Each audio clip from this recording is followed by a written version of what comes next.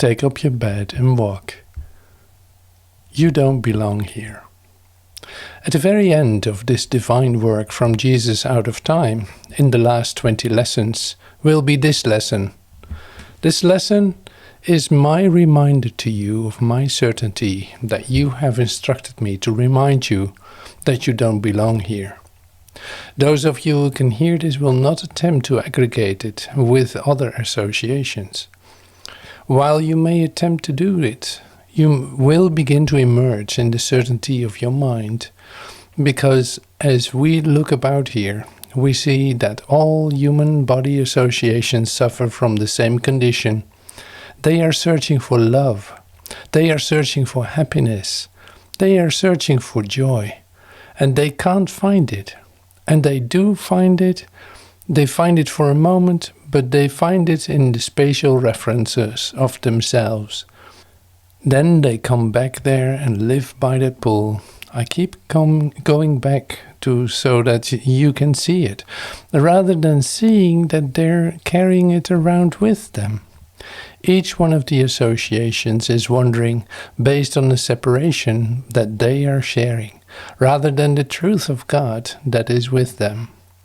This is the old staff and sandals teaching.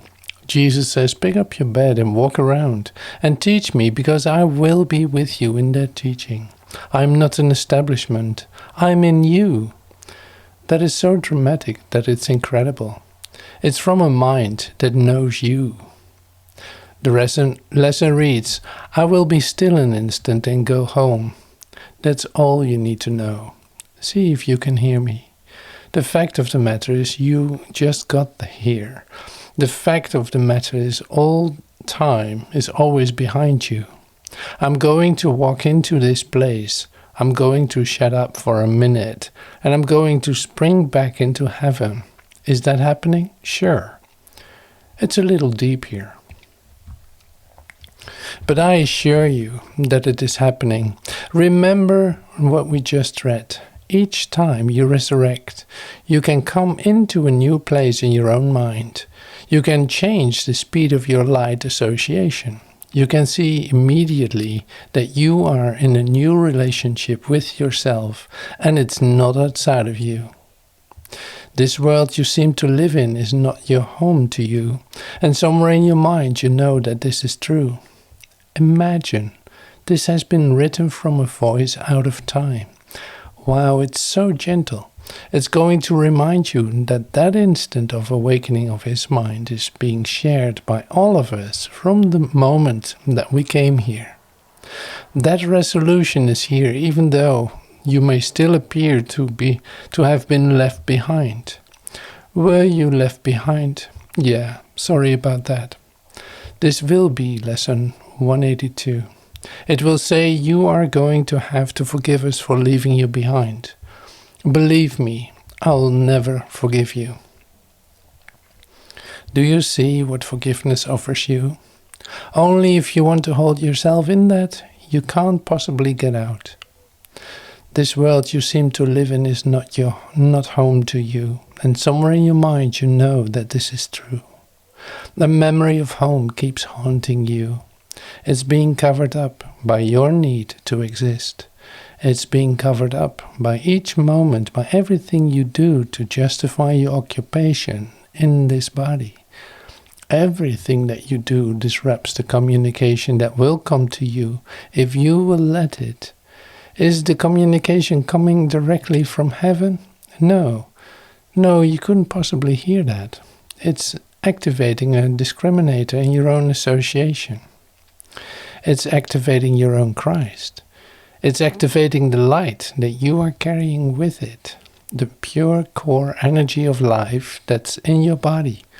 It activates it and begins to grow the growth of the Christ. You might want to look at the Christ as growing in you, because in the sense that the Christ is light, that light is growing in your continuing reassociation of what you call reincarnation. The question is not that. The question is how many body episodes will you experience before you complete your own process of resurrection. Obviously, you are sitting with me now. I'm a resurrected body, positively. I'm not here. You think that I'm here? The body that this is in association with is the truest reflection of your mind that you can get. I don't want to get into I'm not a body, I'm free, but in case you would like it, I will put it in there. Lesson 200 is there is no peace except the peace of God. Seek you no further. You're never going to find it. Lesson 199 is I'm not a body, I'm free. Those two would have to come. But first of all, you are going to have to admit that the Christ is with you. If you can't do that, you can't get it. A memory of home keeps haunting you as if there were a place that called you to return, although you do not recognize the voice, nor what it is the voice reminds you of. That's a terrible thing, to not recognize the signal. Somewhere you know what the signal is, but it's been distorted. You can hear it, but it's been distorted in your own mind. And it's misdirecting you. You must act on something, so you are acting on what you believe is the signal. That's the mistake. That's the misalignment that occurred here in this association. It was a break in communication. What I'm offering you is the realignment in your own mind, so you can hear more clearly this call to come home. You obviously missed it sometime, or you wouldn't be here. The sad part about it is you came to the right place at the right time and it didn't sound. That's the mistake. It's not a sin, it's sure a mistake. Sorry about that. Yet still you feel an alien here. Everyone here feels like an alien, especially those sitting in this room. Can you hear this? The more alien you feel here, the more likely you are to hear this. Most of you, by the time you reach puberty, knew that there was something very wrong. That's nothing but a memory that you are beginning to hear that's an alternative to the spatial reference. It's another way of saying that you are born in the wrong time. Why? You can begin to hear this. You've used up the alternatives in your own mind, yet everybody here is telling you that it's the way it is. And you keep getting this cross-reference in your own mind, and most of you are then institutionalized. Some of you for schizophrenia, some of you for paranoia, some of you for manic depression, for all of the reasons that you are in contact with God that will be judged insanity. Will they? Yes, of course. Is that too tough a message for you? Somebody's trying to tell you something, and it's something that you want to hear, but can't because you are not able to orient it with this world. So you have to sedate yourself to get back to your human. That's what happens. I'm leading you into the course to what we call max manic depression. You're living in manic depression anyway. Anytime you find it, you end up back in the crap. If I can keep you in the crap, you will always find salvation because it's there. It's right there. You know it's there. That's a great story. I know somewhere in this there is an answer. You're right. Yet still you feel an alien here, from somewhere all unknown. Nothing so definite that you could say with certainty you are in exile here. Just a persistent feeling, sometimes not more than a tiny throb, at other times hardly remembered, actively dismissed, and surely to return to mind again. No one but knows whereof we speak. Or he couldn't be here. No one can be here without knowing this story. You've told it to me 1,000,000 times. You're the one that tells me the story of coming here and doing things, and how there can be a solution to this somewhere. I'm just trying to show you where to look. No one but knows whereof we speak, yet some try to put by their suffering, and games they play to occupy their time, and keep their sadness from themselves. Most of us do that somehow. We know that finally we're going to get old and die. The admission that you're going to get old and die is the core of the association of a human being. So while he finds happiness, it's based on the inevitability that he's going to get old and die. I was like that. We are all like that. After all, eat, drink, and be merry, for tomorrow you die. There are a lot of us who were like that. Others will deny that they are sad and do not recognize their tears at all. That means they don't give a crap about their brother. That means, the hell with him, I've got mine. And this is actually a description of all the possibilities in the human condition. All of the possibilities are described here. Still others will maintain that what we speak of is illusion and doesn't have anything to do with it. Well, you don't need me. I hear that little voice, but I'm using it to full advantage. Look at the things that I've accomplished here in my body. Look at the things that I've done. I quit searching because I found my answer. My answer is to stay here and do the things that I do. I hope I don't get breast cancer. You don't really realize what I'm offering you. You don't realize the decision that you have made. What you have made is to exist in space and time. That being true, you must get a result of the existence. That existence will include joy, happiness, and love, along with sickness, pain, and death. The idea that you can sort one from the other is why you are here. The idea that you can distinguish in existence and association that is going to have the same result anyway will only be an indication that you consider your brother's pain not to be your own. Those of you who are with me here inevitably have felt your brother's pain. The first indication of a teacher of God is one who recognizes his brother's pain and attempts to aid him.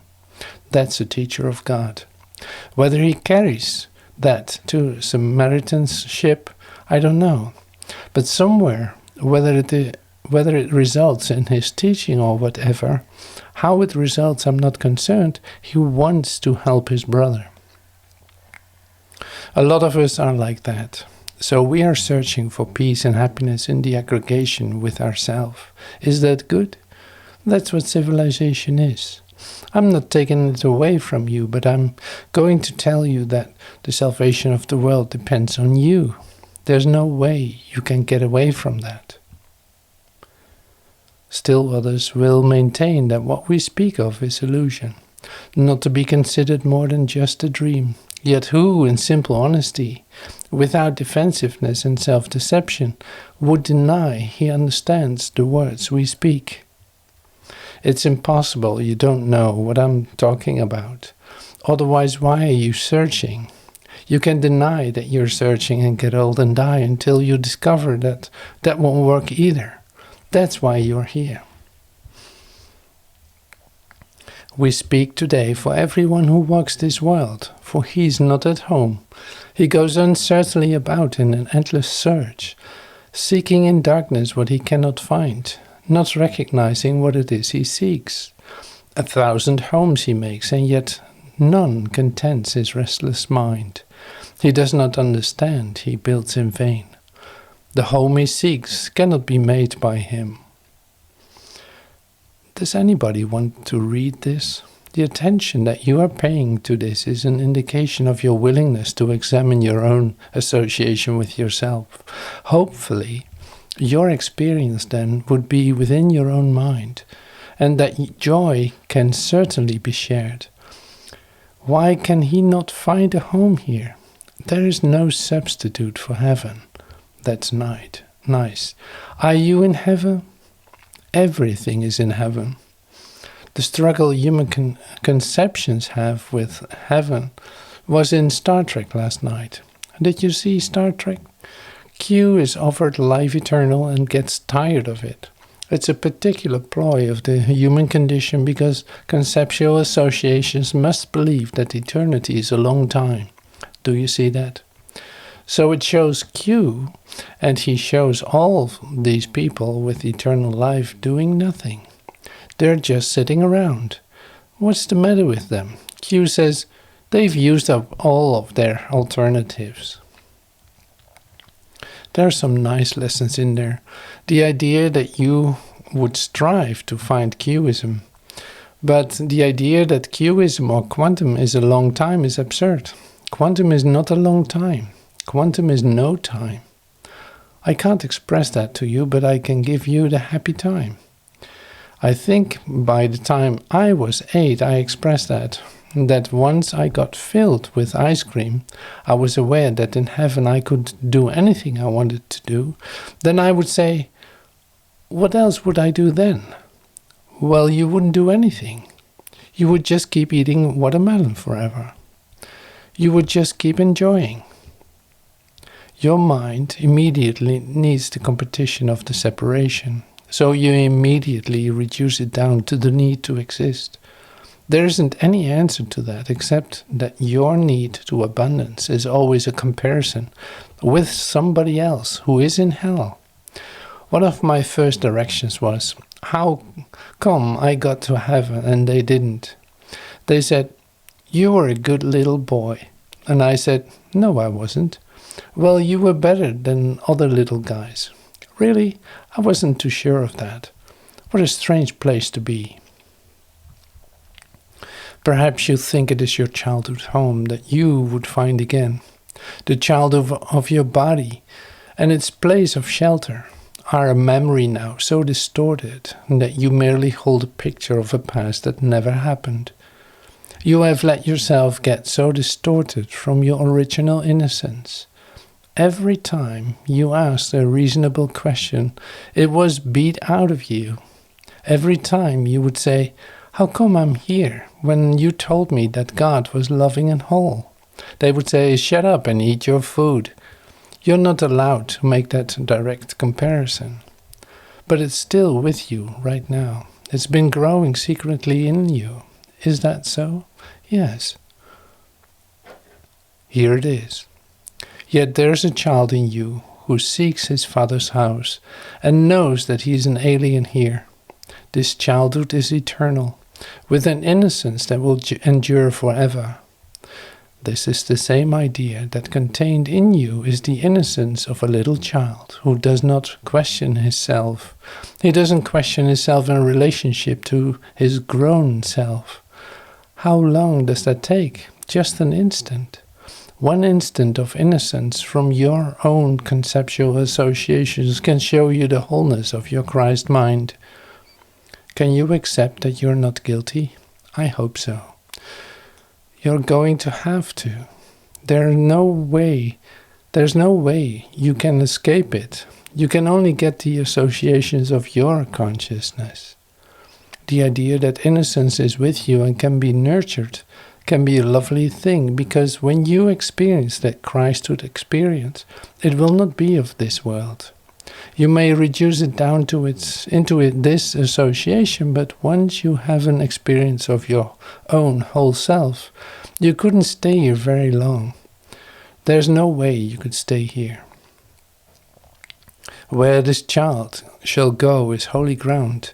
It is his holiness that lights up heaven, and that brings to earth the pure reflection of the light above, wherein are earth and heaven joined as one.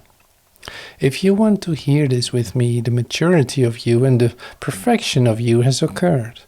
What we are sharing is our own whole selves.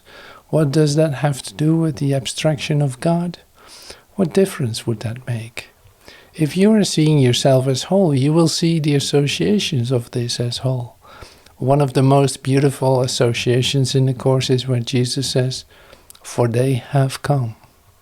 And it's past tense. It says the aggregation of our Christhoods is in concert with the determination to demonstrate to each other our own whole selves has arrived, and we will return to heaven, and that the split that has occurred here is keeping us separate in our own dark associations. Wow.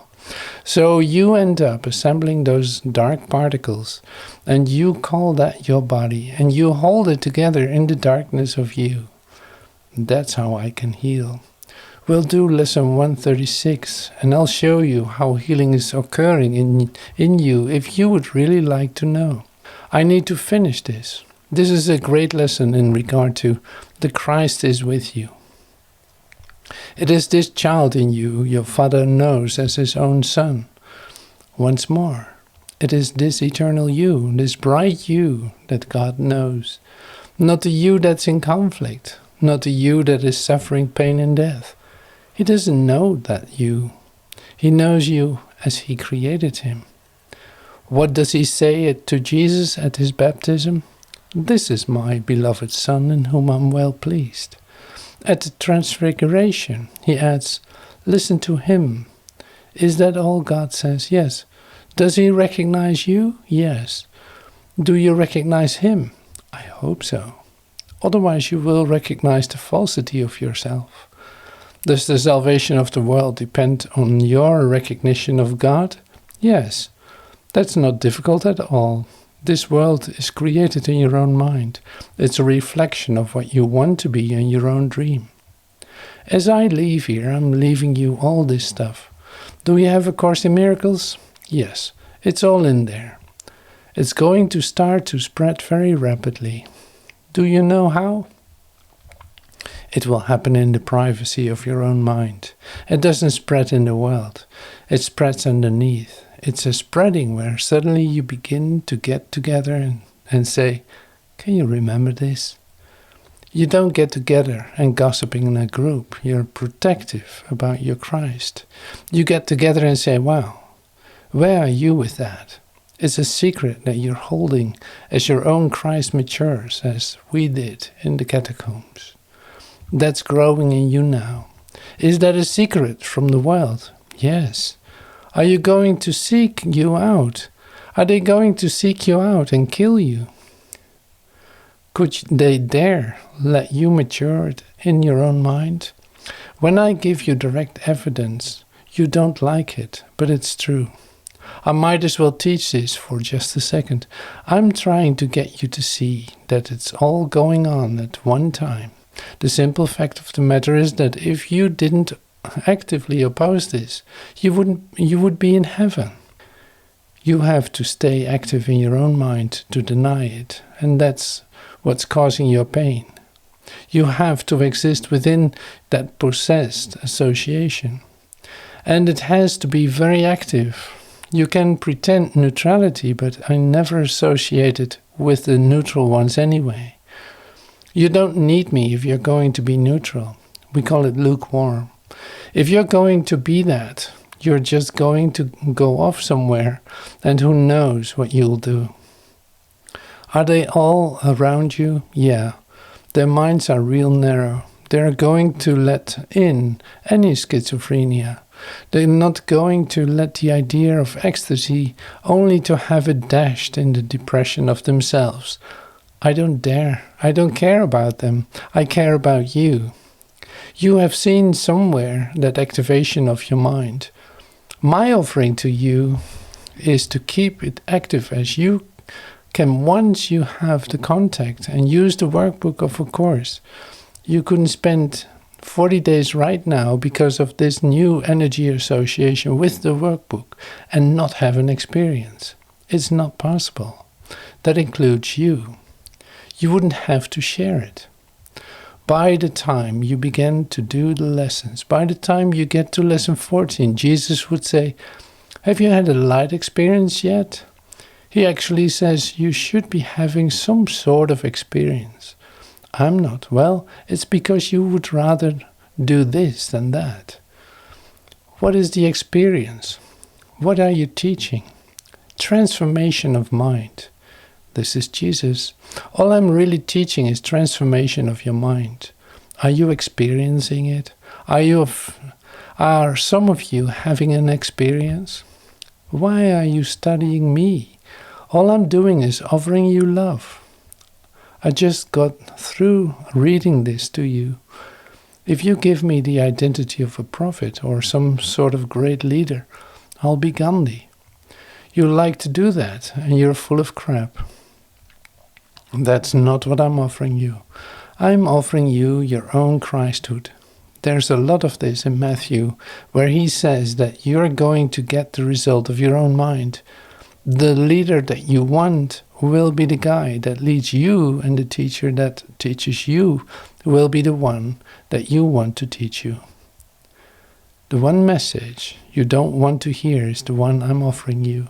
What is it? You are perfect as your Father in heaven is perfect. It seems so simple once you get the hang of it.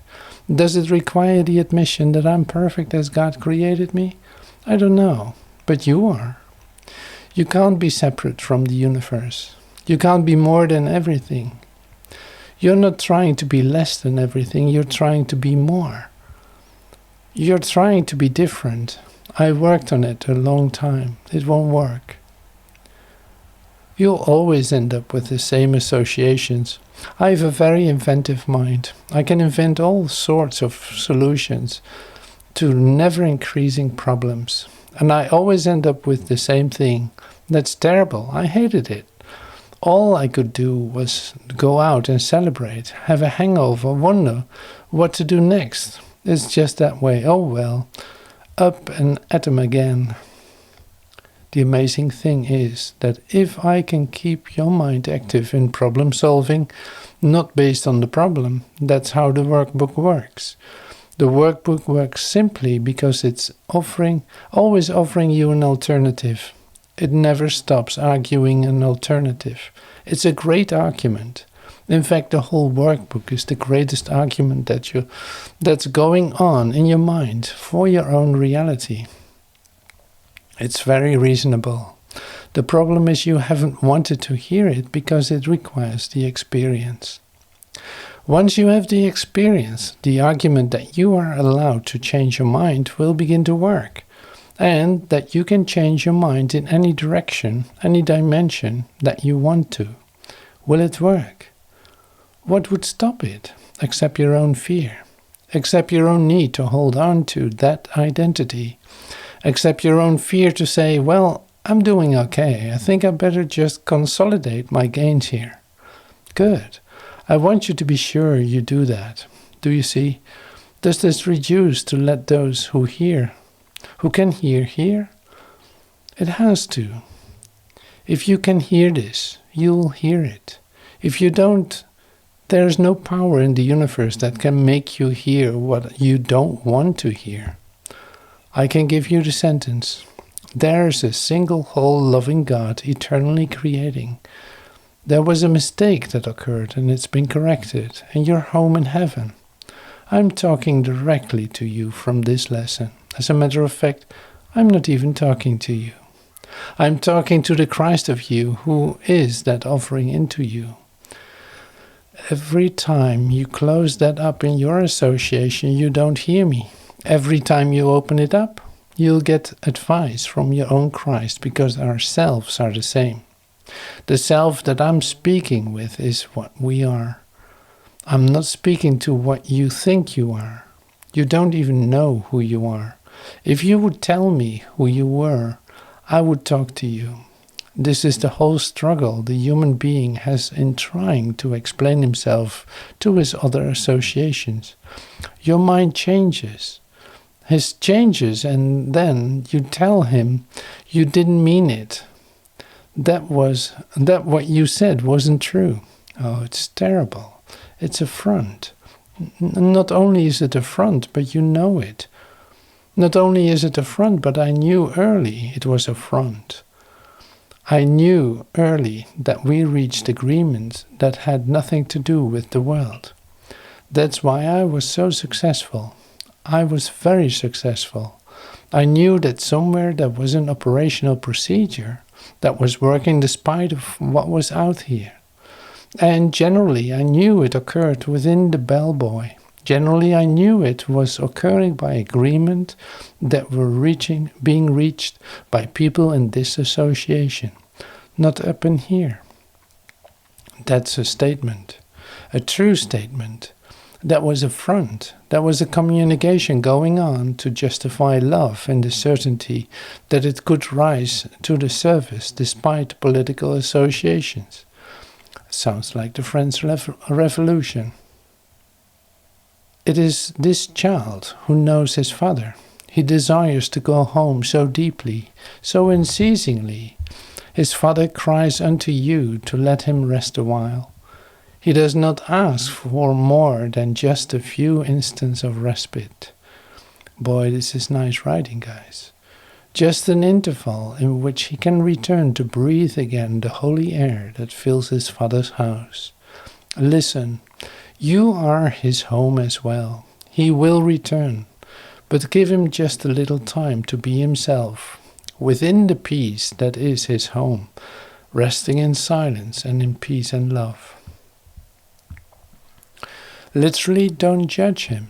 Let him grow in light without your need to justify the association. Let the light that's coming in here just for a moment dwell in this association without being organized by your own memory associations, which will make you see in duality. Then that light will convert everything that's coming into it without the need to justify the association. That's true because your eyes are never going to see anything but the reflection of your own memories anyway. That place has actually been carefully prepared for you.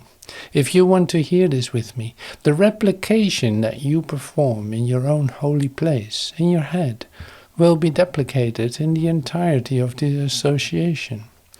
St. Paul tries to teach this. Paul teaches it as whole church of which we are members together, in our own commitment.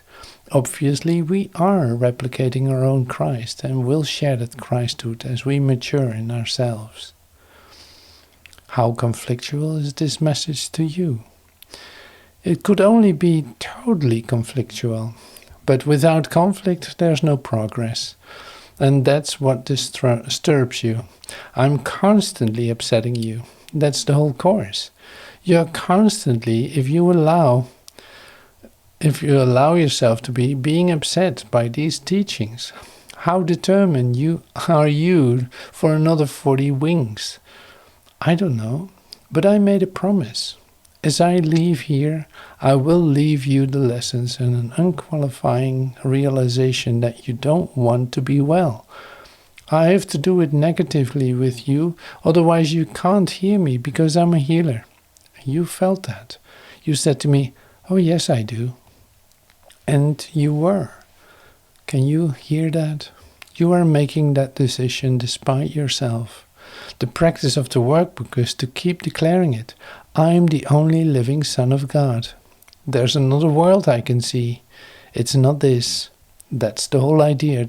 Does it work? How would it not work? You're the cause of the pain. You might as well be the cause of joy. Is it tough? Yeah, but it's fun. Look what you have been doing out in the world, trying to blame someone else for your problems. Nothing is more futile than somebody else causing your pain. Causing yourself your pain can appear more futile momentarily because you've got nowhere you can press it. But that moment is also where the relief is. Raise your hand if you heard me. In that case, in some other words, if you're blaming the other guy, you find some sort of relief in sharing the pain. If you blame yourself entirely, it becomes intolerable virtually immediately. But the solution is in your inability to tolerate it. You've got me teaching myself here. That will do real well. If I can get you to accept that you are the cause of your own pain entirely, the solution will be immediately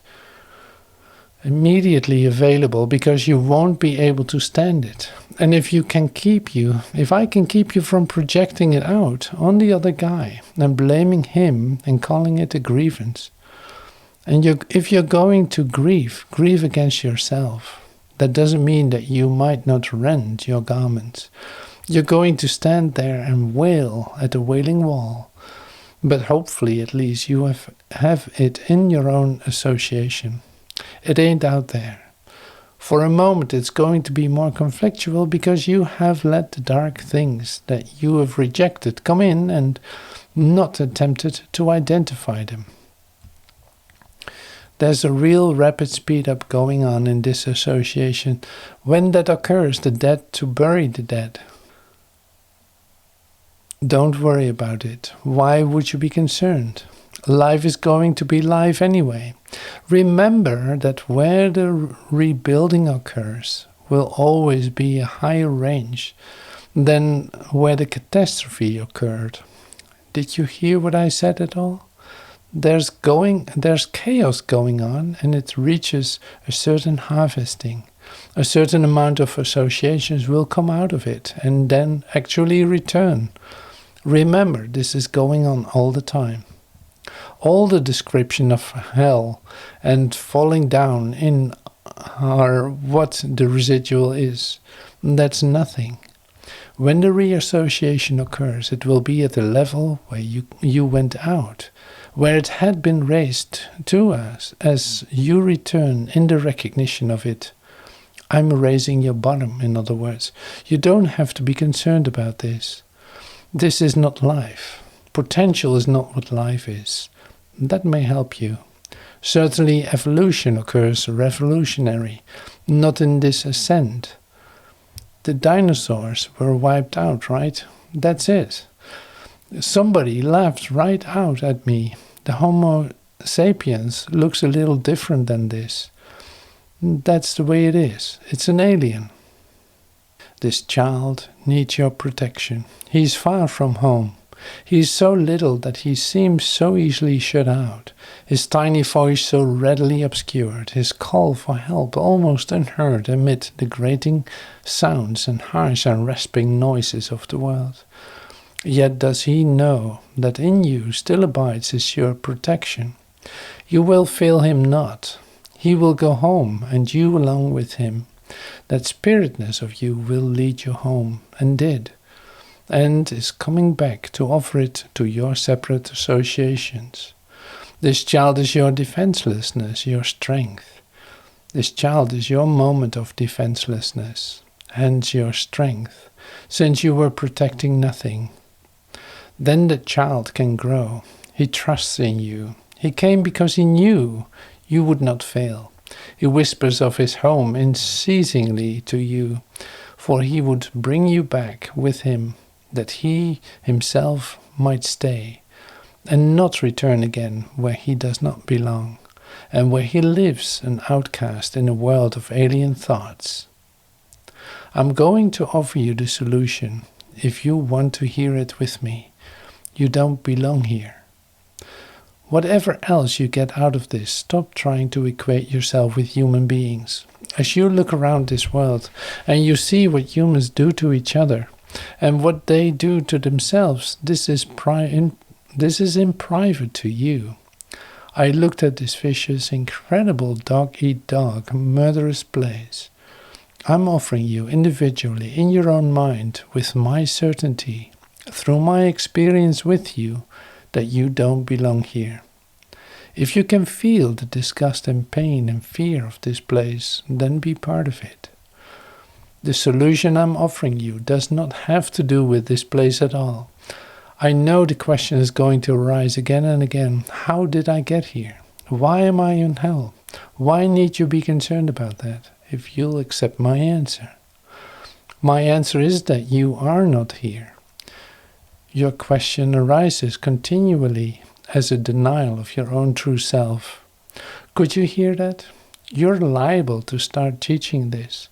Everyone who asks the question just justifies his own association. Anyway, you don't belong here.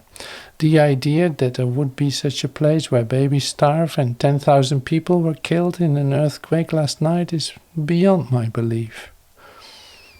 I don't know how you could possibly accept the condition that you find yourself in. You remember this. It is your acceptance of it that's making it this way. Until then, there's no hope for you. If I've got your attention, I have the attention of many of you that will ignite the Christhood in you, very simply because it's an aggregation of solutions to the problem that occurred in the unity of our mind. That's a true statement. His patience has no limits. He will wait until you hear his gentle voice within you, calling you to let him go in peace, along with you, to where he is at home and you with him. When you are still an instant, when the world recedes from you, when valueless ideas cease to have value in your restless mind, then you will hear his voice. So poignantly he calls to you that you will not resist him longer. In that instant he will take you to his home, and you will stay with him in perfect stillness. Silent and at peace, beyond all words, untouched by fear and doubt, sublimely certain that you are at home. Rest with him frequently today, for he was willing to become a little child, that you might learn of him how strong is he who comes without defense, offering only love's messages to those who think he is their enemy. This is the whole story of Jesus. He holds the might of heaven in his hand and calls them friend, and gives his strength to them, that they may see he would be friend to them. He asks that they return him, that they protect him, for his home is far away, and he will not return to it alone. Christ is reborn as but a little child. Each time a wanderer would leave his home, for he must learn that what he would protect is but his child, who comes defenseless and who is protected by defenselessness. Go home with him from time to time today. You are as much an alien here as he. Take time today to lay aside your shield, which profits nothing, and lay down the spear and sword you raised against an enemy without existence. Christ has called you friend and brother. He has even come to ask your help in letting him go home today, completed and completely. He has come as does a little child, who must beseech his Father for protection and for love. He rules the universe, and yet he asks unceasingly that you return with him, and take illusions as your gods no more. You have not lost your innocence. It is for this you yearn. This is your heart's desire. This is the voice you hear, and this the call which cannot be denied. The Holy Child remains with you. His home is yours. Today he gives you his defenselessness, and you accept it in exchange for all the toys of battle you have made. And now the way is open, and the journey has an end in sight at last. Be still an instant and go home with him, and be at peace a while. Those of you who are able to hear a little bit now can see the value being offered you in this time and place.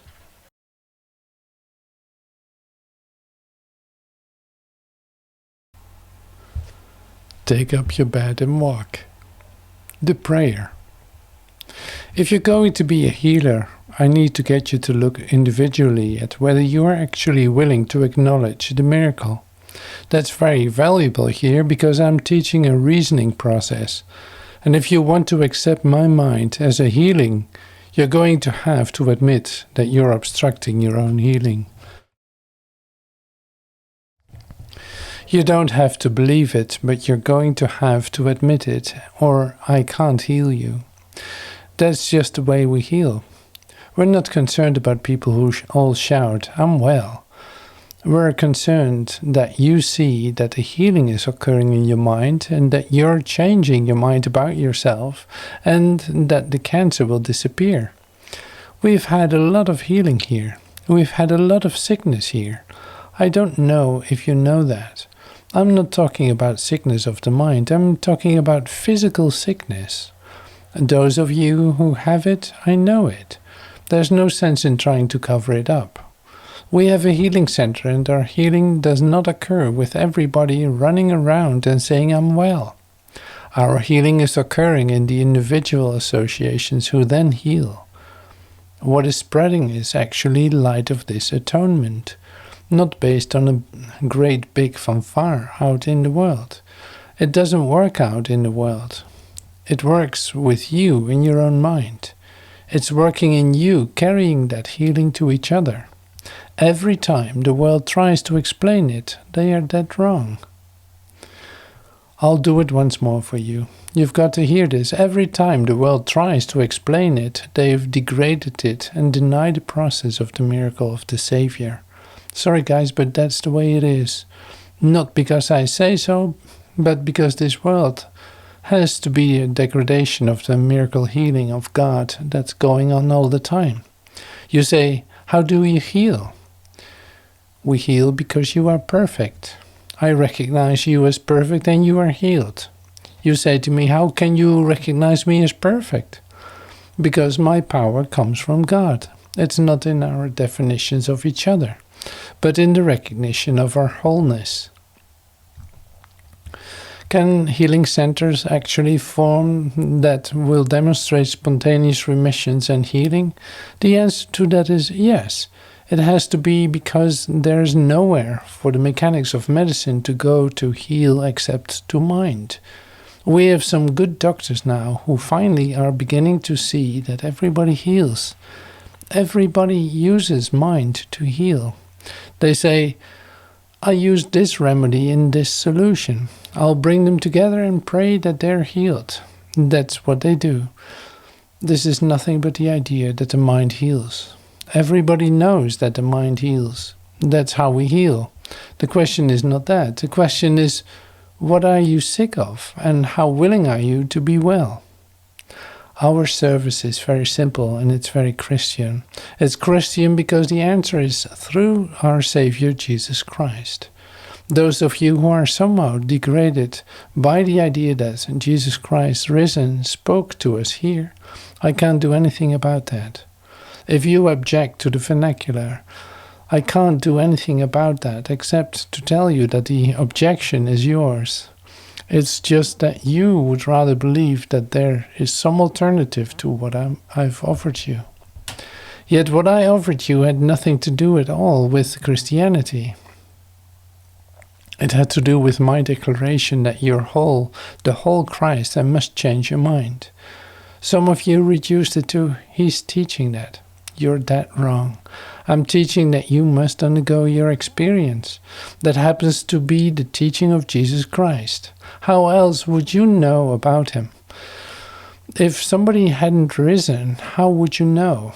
Whether that comes down to the other religious associations concerns me not in the slightest. Why? I'm talking to you of a present condition here and now, going on with you in this place. I have absolutely no interest in your associations. Will this association finally hear this? Who knows? You might want to take a look at it. It is necessary that you compare it with your aggregations. Is it necessary that you compare it with your aggregations? I wouldn't at this time. Whatever occurs with you, you have to see that in this moment of abandonment is where the fear is. That can't be done by associating with each other, because that just controls the fear. If you're going to let the light of God come into you, you're going to have to let it come in where you stand a moment by yourself. That's the way, because it is that way, not because I say so. I just got to telling you that you must nurture your own Christ through the willingness to relinquish the judgment of yourself. What are you afraid of? Relinquishment of judgment. What are you afraid of except the loss of your own self? I tell you, you can't lose yourself. You say, I'll go insane. No, you go sane. Don't be concerned about that.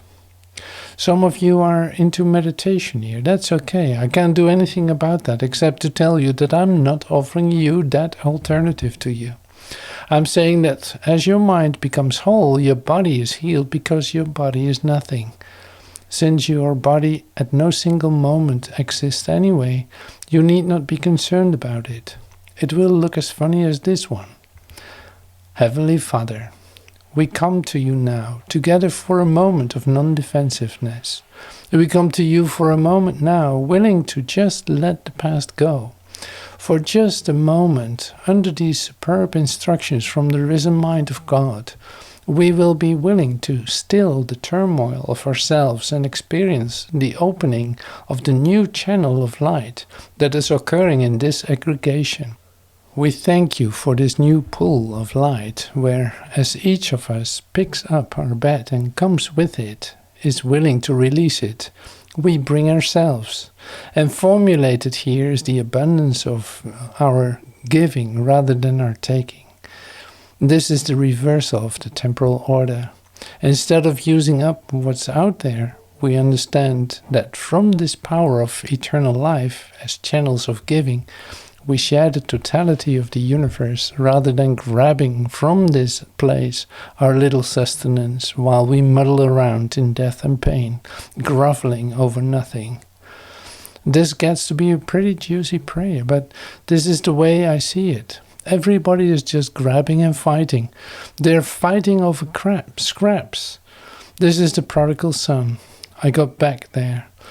They fight over the scraps from their father's table. They battle over them, then simply saying, Father, all joy and all happiness comes from you. I'm ready to come back.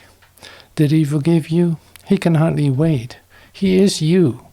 If you're lost, so is he in the sense that you think you're lost, but not in the sense that he's eternal. But you let him decide this for you. As you look out into the world, it's an abomination. You're liable to be appalled at this place. You have every right to be. At the moment you will experience God and you'll be here for a minute. That's all right, because you see the entirety of the solution. You'll be in this place, but not of it. There's no other way we can teach you that, because this is a dream. The dream I'm offering you now is a whole new dream of the inevitability of before time was and after time is over. You'll no longer be trapped, being born here and ending here. Instead, you'll see before and after it's over. When you do that, the encompassing of this association will be very simple for you because you'll be seeing beyond it. You see before time began.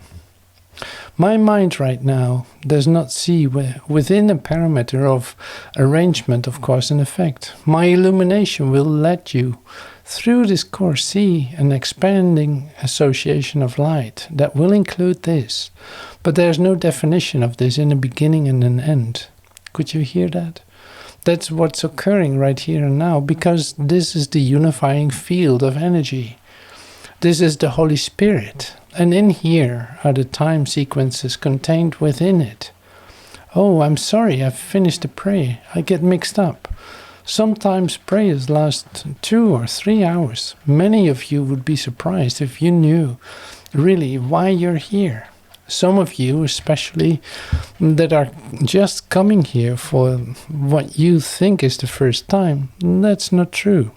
It's absolutely not true. You didn't come here for the reason that you think at all. I'm sorry about that.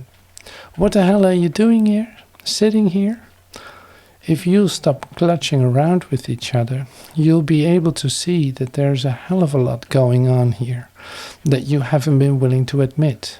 I assure you that's true. I can't do anything about it if you're going to sit there by yourself.